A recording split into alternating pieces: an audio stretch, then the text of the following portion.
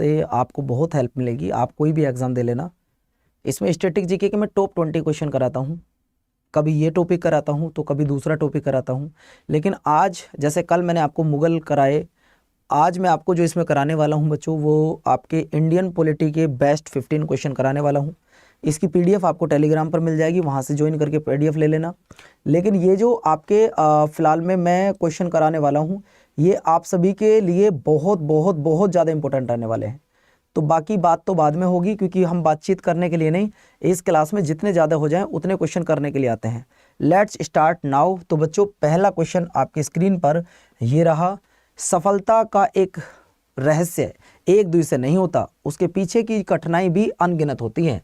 ऐसा नहीं कि किसी ने पहली बार में एग्जाम दिया, सिलेक्शन ले लिया, उसने कितनी मेहनत करी है वो सिर्फ वही बच्चा जानता है।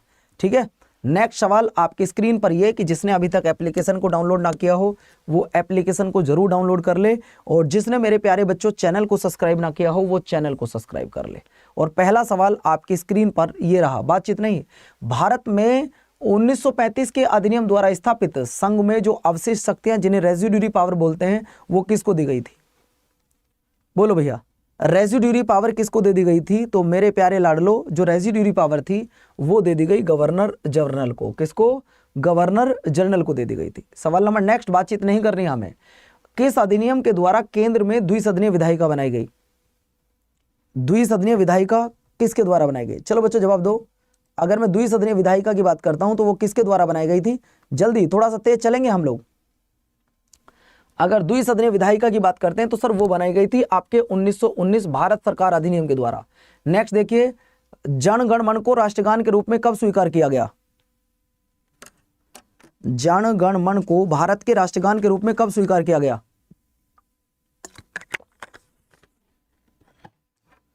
जन गण मन को भारत के राष्ट्रगान के रूप में कब स्वीकार किया गया? तो 24 जनवरी 1950। 24 जनवरी 1950 ये रहा आंसर। अगला देखो, हमारे देश के संविधान में भारत को कितने नामों से जाना गया है? हमारे देश के संविधान में भारत को कितने नामों से जाना गया है? भारत के नाम तो बिहार ट्रिक से मैंने आपको याद करवाया है। सर जी बिहार ट्रिक कौन सी है? BIHAR, ये बिहार ट्रिक। भारत, इंडिया, हिंदुस्तान, आर्यव्रत और रेवाखंड, जम्बूद्वीप। लेकिन हमारे देश के संविधान में सिर्फ दो नामों से, इंडिया दैट इज भारत, दो नामों से। नेक्स्ट देखिएगा, 1975 तक कौन सा शब्द शामिल नहीं था? 1975 तक कौन सा शब्द भारत की संविधान की प्रस्तावना में शामिल नहीं था? दोस्तों 42वां संविधान संशोधन किया गया 1976 में, और 3 शब्द जोड़े गए थे, SSI, सोशलिस्ट, सेक्युलर और इंटीग्रिटी, है ना। तो अखंडता शब्द नहीं था बच्चों। समाजवाद, पंथनिरपेक्ष और अखंडता ये शब्द नहीं थे बच्चों। अगला सवाल आपकी स्क्रीन पर ये रहा। भारत को एक करने में 2 व्यक्ति थे जिन्होंने महत्वपूर्ण भूमिका निभाई थी। आप में से सारे बच्चे सरदार वल्लभ भाई पटेल को जानते हैं, वो दूसरा व्यक्ति कौन था? आप में से सारे बच्चे सरदार वल्लभ भाई पटेल को जानते हैं, तो वो दूसरा व्यक्ति कौन था जिसने भारत को एक कराने में सबसे ज्यादा महत्वपूर्ण योगदान दिए थे? भैया वो थे सरदार वल्लभ भाई पटेल, बिल्कुल ठीक है, चारों में है। लेकिन उनके साथ कौन थे? VP मेनन साहब। उनके साथ कौन थे? VP मेनन साहब। अगला देखिए, छत्तीसगढ़ राज्य की स्थापना कब हुई है? जब कोई राज्य भारत में राज्य से राज्य बनता है, राज्य से राज्य बनता है, तो दोस्तों वहां आर्टिकल 3 यूज होता है, और ये बना था आपका 1 नवंबर 2000 को। नेक्स्ट सवाल देखिएगा, नागरिकता किस आर्टिकल में आती है? नागरिकता किस पार्ट में आती है? नागरिकता कैसी है भारत में और कहां से ली गई है? ये 4 सवाल बनते हैं बस। नागरिकता पार्ट नंबर 2 में आती है। हमारे देश में एकल नागरिकता है, हमारे देश में एकल नागरिकता है, ये भी आपने याद रखना है। ठीक है बाबू, चलो सवाल नंबर नेक्स्ट देखो। नेक्स्ट सवाल है, भारतीय संविधान नागरिकता प्रदान करता है। भारत का संविधान नागरिकता प्रदान करता है कितने प्रकार से? अगर किसी व्यक्ति को भारत की नागरिकता लेनी है तो कितने प्रकार से ले सकता है?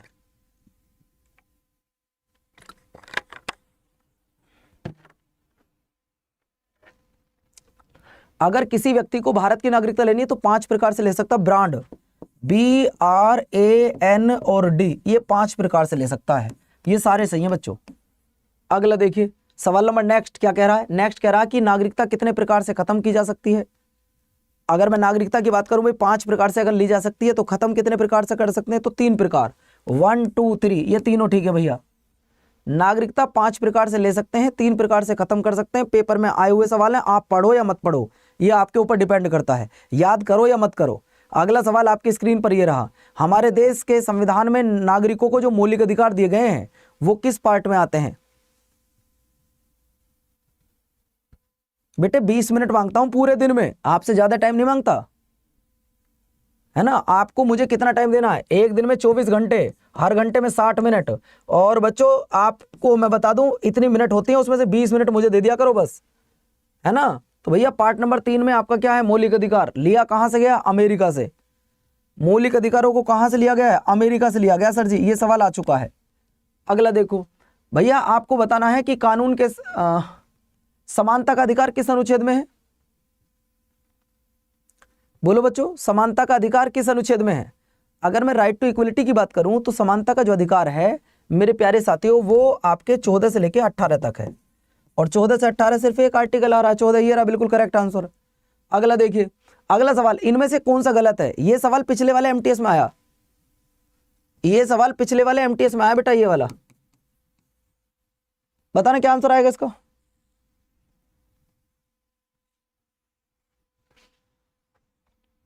पिछले वाले एमटीएस में आया। विधि के समक्ष समानता 14 बिल्कुल ठीक है, 16 बिल्कुल ठीक है, 17 उपाधियों का अंत बिल्कुल गलत है, ये 18 में है बच्चों, सो सी सही हो जाएगा यहां पे।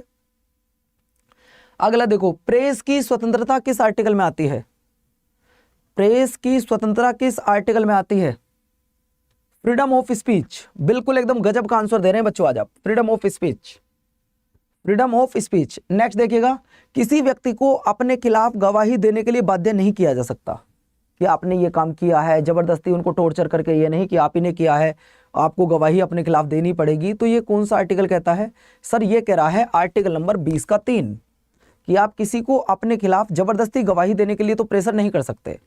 अगला सवाल देखिए, सवाल नंबर नेक्स्ट क्या है? 6 से 14 साल के बच्चों को फ्री एंड कंपलसरी एजुकेशन दी जाएगी, ये क्या है?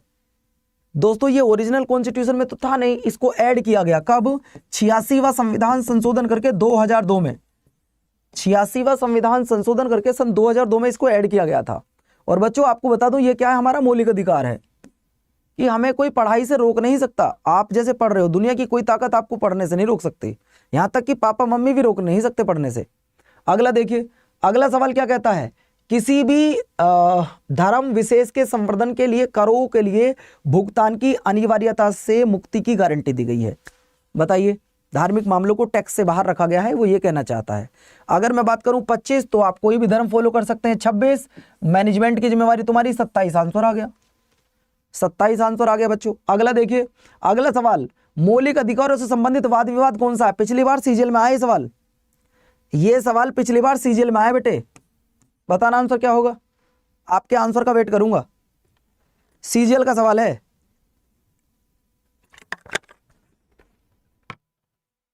बोलो बच्चों। तो सर आपका जवाब आ जाएगा सर गोलकनाथ बनाम पंजाब राज्य, गोलकनाथ बनाम पंजाब राज्य। किस किस का सही था? अब आप देख लो तैयारी कैसी है। अगला देखो, अल्पसंख्यक किस आर्टिकल में आते हैं? ये तो हर कोई बता देगा यार। अल्पसंख्यक वो होते हैं जिनकी संख्या कम होती है। भारत में हिंदू धर्म को छोड़कर जितने भी धर्म हैं वो सब अल्पसंख्यक हैं। अगर मैं अल्पसंख्यकों की बात कर रहा हूं दोस्तों, तो ये जो अल्पसंख्यक हैं ये आप याद रखना, ये 2 आर्टिकल में आते हैं, एक 29 में और एक आपका 30 आर्टिकल में। ठीक है भैया, एक आपके 29 में आते हैं, एक आपके 30 में आते हैं। सवाल नंबर नेक्स्ट देखो, बातचीत नहीं, मंडल आयोग ने अपनी रिपोर्ट कब प्रस्तुत की थी?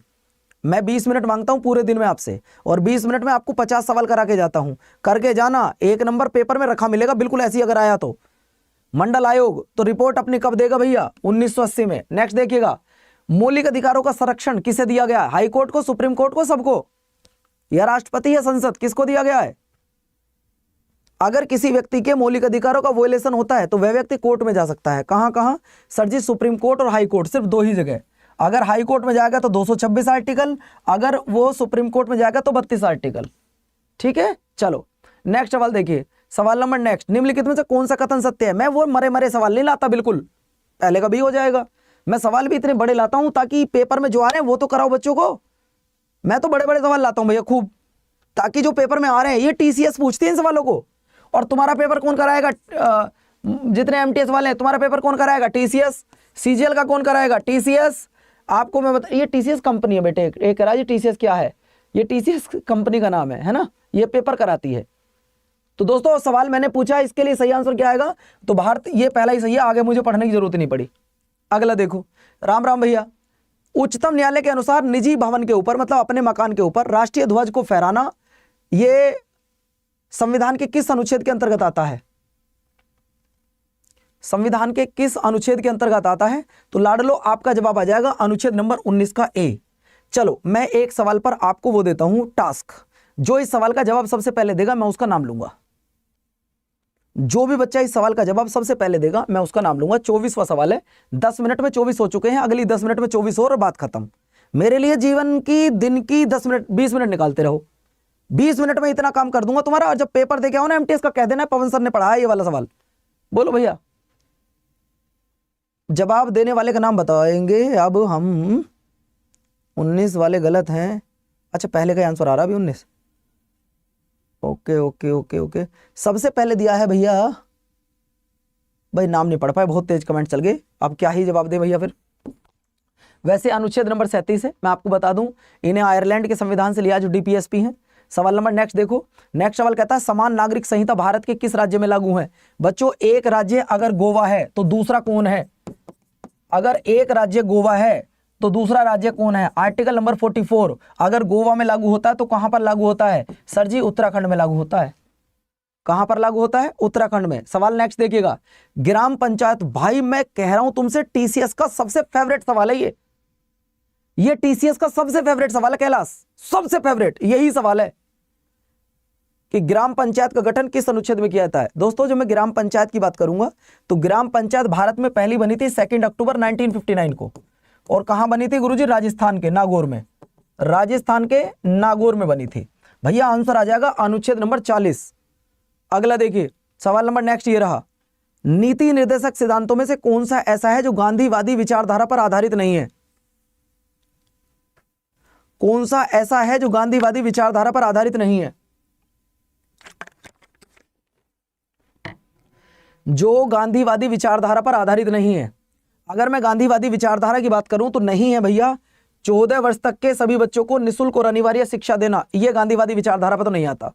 अगला देखो, भारत के प्रत्येक नागरिक का कर्तव्य होगा कि उसे प्राकृतिक पर्यावरण का संरक्षण करना है, सुधार करना है।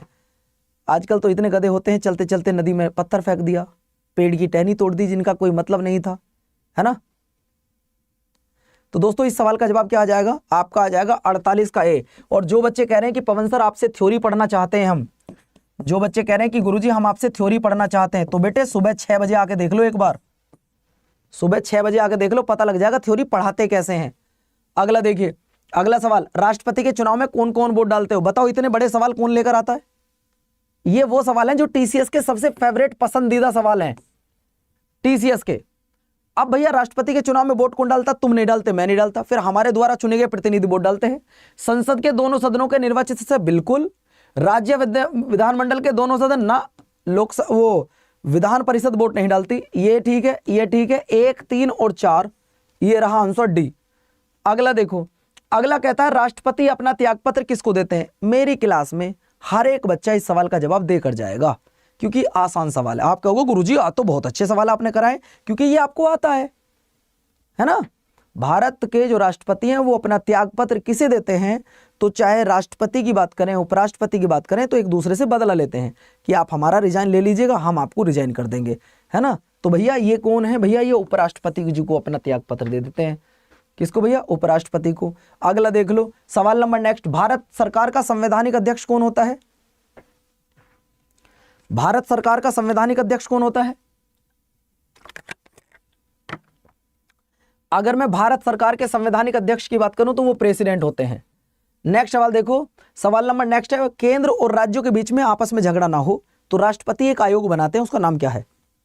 भाई पैसे को लेकर केंद्र सरकार और राज्य सरकार आपस में ना लड़ें तो एक कमीशन बनाया जाता है, उस कमीशन का नाम क्या है? भैया उस कमीशन का नाम है वित्त आयोग, जिसकी चर्चा आर्टिकल 280 में की गई है। ठीक है, सवाल नंबर नेक्स्ट देखिएगा, नेक्स्ट सवाल है उपराष्ट्रपति पदेन अध्यक्ष होता है? उपराष्ट्रपति पदेन अध्यक्ष होता है किसका? सर जी उपराष्ट्रपति हमेशा राज्यसभा का पदेन अध्यक्ष होता है। जो भी उपराष्ट्रपति होंगे वो राज्यसभा के अध्यक्ष होंगे हमेशा, दिमाग में बिठा लो इस बात को। अगला देखिए, राष्ट्रपति पर महाभियोग चला सकते हो क्या? सर बिल्कुल चला सकते हैं अनुच्छेद नंबर 61 के तहत, लेकिन आपको 14 दिन पहले रिटन इन्फॉर्मेशन देनी होगी राष्ट्रपति को कि भाई साहब बच के रहना, हम महाभियोग लेकर आ रहे हैं, या फिर अपने आप रिजाइन कर दो। ठीक है, तो भैया चला सकते हो आप, संसद चलाएगी लेकिन। अगला देखा जाए सवाल नंबर नेक्स्ट, वह कौन व्यक्ति है जो 2 बार भारत के राष्ट्रपति रहे हों? सिर्फ एक व्यक्ति, बिहार के लाल देश रत्न डॉक्टर राजेंद्र प्रसाद एकमात्र ऐसे व्यक्ति हैं जो 2 बार भारत के राष्ट्रपति रहे, वरना कोई आज तक 2 बार राष्ट्रपति नहीं रह पाया। अगला देखो, अगला है 2 पूर्ण अवधियों तक उपराष्ट्रपति। अब वो व्यक्ति कौन है जो 2 बार भारत के उपराष्ट्रपति रहे, 1 बार राष्ट्रपति रहे? वो कोई और नहीं, वो डॉक्टर सर्वपल्ली राधाकृष्णन जी हैं। 2 बार उपराष्ट्रपति, 1 बार राष्ट्रपति। 1954 में सबसे पहले भारत रत्न अगर किसी को मिला तो वो भैया डॉक्टर सर्वपल्ली राधाकृष्णन जी को मिला।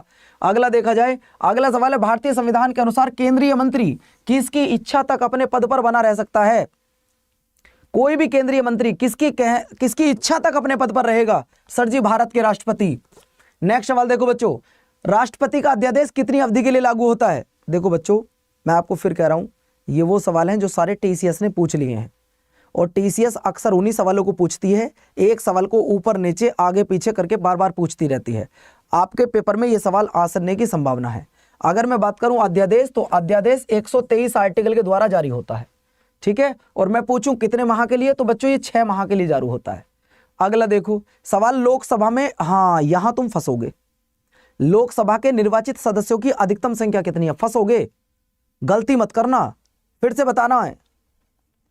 देखो लोकसभा के मेंबर 500 थे पहले, फिर 525 हुए, फिर 545 हुए, फिर 552 हुए, अब 550 हैं। कितने गुरुजी? 550। लेकिन प्रेजेंट में कितने? प्रेजेंट में 543 हैं। अगर प्रेजेंट भी पूछे तो 543 हैं, लेकिन इलेक्शन कितनों का हो सकता है, यानी कि वोटिंग हो सकती है 550 के लिए। लोकसभा में एट प्रेजेंट 543 मेंबर हैं, लेकिन चुनाव कितनों का हो सकता है? जितने हैं सभी का, तो 550 तो है। सवाल नंबर नेक्स्ट देख लो। Thank you so much. Rajya Sabha का गठन कब हुआ? भाई 10 सवाल और रह गए बस, 10। राज्यसभा का गठन कब हुआ था? अगर मैं राज्यसभा के गठन की बात कर रहा हूं तो राज्यसभा का गठन हुआ था सर 1952 में, लेकिन 1952 से पहले इसको 1954 तक, 52 से 54 तक इसे काउंसिल ऑफ स्टेट्स के नाम से जानते थे। नेक्स्ट सवाल देखो बच्चों, कैग की नियुक्ति कौन करता है? कैग, कैग जो कि 148 से 151 तक आता है, इसकी नियुक्ति कौन करता है?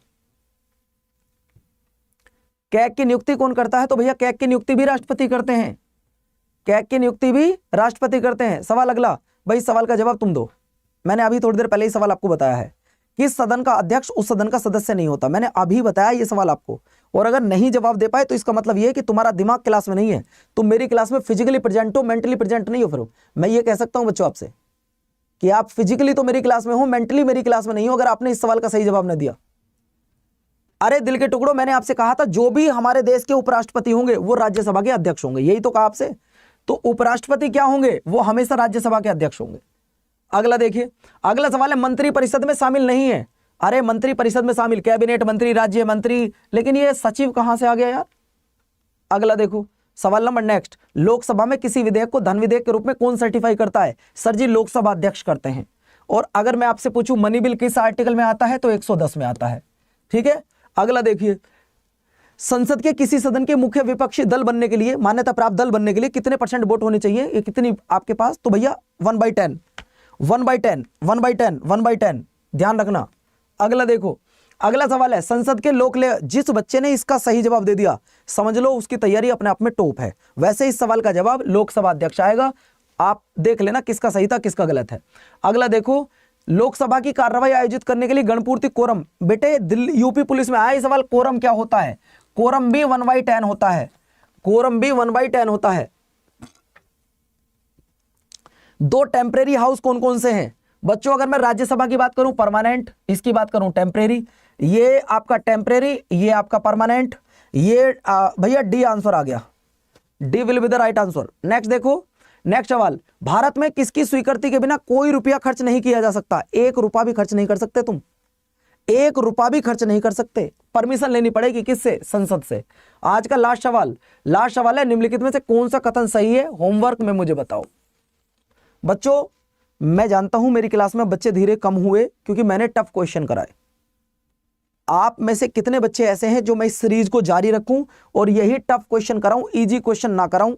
अगर आप लोगों ने आज सब बच्चों ने ऑफलाइन कमेंट्स किया तो बच्चों मैं आपको इस सीरीज को फिर टफ क्वेश्चन वाली ही रखूंगा, वरना तो मैं इसमें नॉर्मल क्वेश्चन कल से आपके लगाने शुरू कर दूंगा। नॉर्मल क्वेश्चन मैं कल से आपके लगाने शुरू कर दूंगा। लेकिन अगर आप चाहते हो गुरुजी नहीं ये टफ क्वेश्चन चलाने दो, तो भैया आप प्लीज इसे थोड़ा सा सपोर्ट करो। पीडीएफ टेलीग्राम पे डाल दूंगा। अगर आपको लगता है कि पवन सर मेहनत कर रहे हैं तो 500 बच्चे देख रहे हैं, 500 जल्दी से एक बार लाइक करो, जल्दी से लाइक करो एक बार।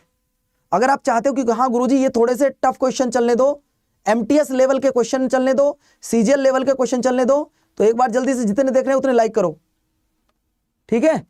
चलो मैं टफ ही क्वेश्चन कराऊंगा, ना इसमें पेड का प्रमोशन बताता हूं, ना कोई इसमें बैच बताता हूं, सिर्फ आपके लिए ये क्लास है। वरना तो उठा के देख लेना कहीं मैंने पेड क्लास बताई हो तो मैं यूट्यूब बताई हो, ठीक है?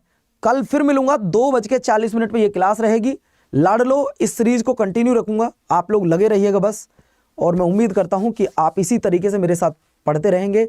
और आज मैं सारे बच्चों का एक ऑफलाइन कमेंट्स देखना चाहूंगा कि क्लास तुम्हें मेरी 20 मिनट वाला शो कैसा लगता है और इससे तुम कितने प्रभावित हुए, कितना तुम्हें इससे अच्छा लगने लगा है, ये मुझे ऑफलाइन कमेंट करके बताओ। मैं आपके ऑफलाइन कमेंट का इंतजार कर रहा हूं, ठीक है बच्चों? कल मैं कराऊंगा आपको बैंक के क्वेश्चन, कल मैं आपको कराऊंगा बेटे बैंक के साथ में जो हमारी कोई ऑर्गेनाइजेशन है उनके क्वेश्चन, ठीक है? मेरे द्वारा ये क्लास आपको कैसी लगती है इस क्लास के नीचे कमेंट्स करके जरूर बताइए। मैं इंतजार कर रहा हूं तुम्हारे कमेंट्स का, हर बच्चे का रिप्लाई करूंगा, जाओ कमेंट्स करो। नमस्कार।